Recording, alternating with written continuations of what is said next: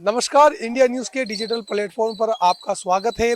जिस तरह से देर रात को राजधानी जयपुर सहित पूरे प्रदेश में जो तूफान आया है, उस तूफान का कहर देखने को मिला है। अगर राजधानी जयपुर की बात की जाए तो राजधानी जयपुर के कई इलाकों में बड़े हादसे भी नजर आए हैं, जिनमें एक बड़ा हादसा नाई की थड़ी इलाके में सामने आया है, जहां पर एक मकान की दीवार एक टीन सेट पर गिर गई। टीन सेट के नीचे सो रहे परिवार उस मलबे में दब गया। मलबे में दबने की वजह से 4 लोग घायल हो गए थे, जिन घायलों को एसएम अस्पताल लाया गया था। इस दौरान एक युवक परिवार का, जिसका नाम आबिद है, उसकी मृत्यु हो चुकी है।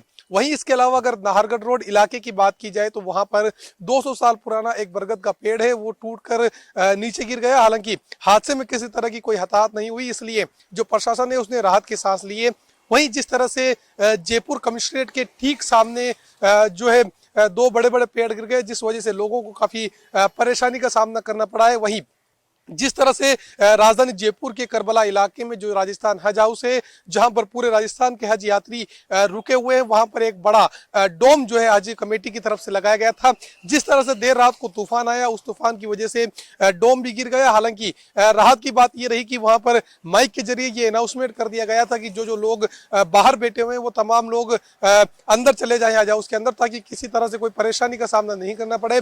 वहीं इस पूरे मामले को लेकर जितनी तारीफ राजस्थान हज वेलफेयर सोसाइटी के जो महासचिव हाजी निजामुद्दीन और जो वहां के स्थानीय पार्षद हैं मौजम अख्तर हुसैन, उनकी की जाए वो कम है, क्योंकि इन दोनों ही लोगों की वजह से जो है तमाम हाजी और हज यात्रियों के साथ साथ जो उनके परिजन हैं, उन तमाम लोगों को हज हाउस के अंदर ले जाया गया। उसके अलावा अगर बात की जाए जयसिंहपुरा खोर थाने के पीछे एक जो है मकान की दीवार गिर गई। हालांकि जो पट्टियों वाला मकान था वो बात गिरने की सामने आ रही है। उस पूरे मामले में 3 से 4 लोग घायल हुए थे, जिनका एसएमएस अस्पताल में लगातार इलाज जारी है। वहीं जिस तरह से मौसम विभाग की तरफ से लगातार ये चेतावनी दी जा रही है कि किसी तरह से आप पेड़ों का सहारा नहीं ले, क्योंकि जिस तरह से देर रात को तूफान आया था, तकरीबन 90 किलोमीटर प्रति घंटे की रफ्तार से ये तूफान बताया जा रहा था। वहीं जिस तरह से ये पूरा मामला सामने आया है, उसके बाद कंट्रोल रूम में लगातार इस बात की शिकायतें मिल रही थी कहां कहां पर किस किस तरह का जो है हादसे हुए। हालांकि राहत की बात यह है कि किसी तरह से कोई बड़ी जनहानि नाई की थड़ी इलाके के अलावा नहीं हुई है।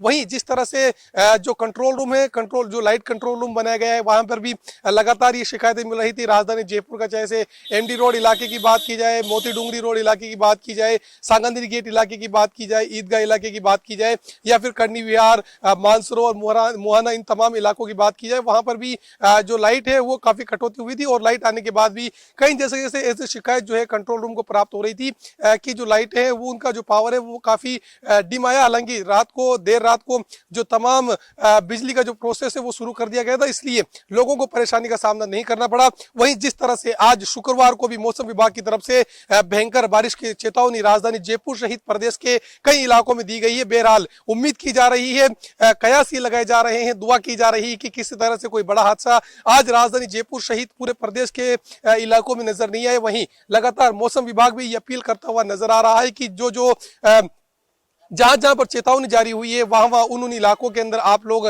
किसी तरह से पेड़ों के नीचे नहीं खड़े हो, या फिर जो हादसे वाली जगह है वहां पर खड़े नहीं हो। वहीं प्रदेश के कई इलाकों में जिस तरह से बारिश आई थी, कई अलग अलग जिलों के अंदर, जिला मुख्यालय सहित अन्य इलाकों के अंदर जो विशेष जो बिजली तंत्र है वो चरमरा गया। वहीं प्रदेश के कई इलाके ऐसे भी हैं जहां पर पिछले काफी दिनों से बिजली की शिकायतें आ रही थी कि जब गर्मी का मेंटेनेंस रहता है तो इस तरह की बात सामने नहीं क्यों आ रही थी। बहरहाल जिस तरह से देर रात को राजधानी जयपुर में तूफान आया, इससे कई इलाकों के अंदर जो सड़कें हैं वो क्षतिग्रस्त हो गई। जो नगर निगम की लापरवाही है वो साफ तौर पर उजागर हुई है। सहयोगी कैमरा पर्सन राकेश गुप्ता के साथ मोहम्मद रजा उल्लाह, इंडिया न्यूज जयपुर।